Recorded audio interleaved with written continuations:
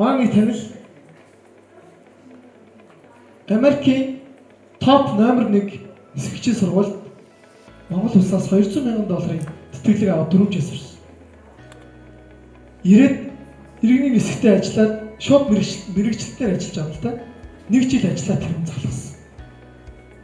Тэгээд тэр хүн буцаад Америкт яваад одоо зүгээр хуур амьдралаа өгөө явж байгаа. Гэхдээ ямар ч тэгээд Монгол улстай үр өгөж байхгүй.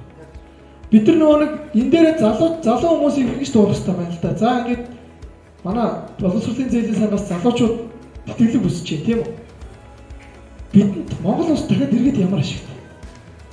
Тэрийг одоо хуулиар нь байт юм уу тэр одоо дүрм журмаар батлаад тэр хүн сургуулаа боловсрлоо эзэмшээд тэр дэлхийн хэмжээний том боловсрлыг эзэмшээд ирсэн бол хамаагүй хөвсгөлд шууд томилгоогоор тэр хүнийг ажилуулж тэр орон нутгийн хөгжлийг хангуулах хэрэгтэй. Орон нутгийн хөгжил хувь нэмэр тэр хүний мэдсэн сурсан боловсрлыг хангуулах хэрэгтэй. Зүгээр ирээд 1 жил ажиллаад таалагдахгүй болохоор явдаг ч юм уу те эсвэл зүгээр төрийн ордонд суух гэж гадаадд мэрэгчлэн эзэмшдэг ч юм уу.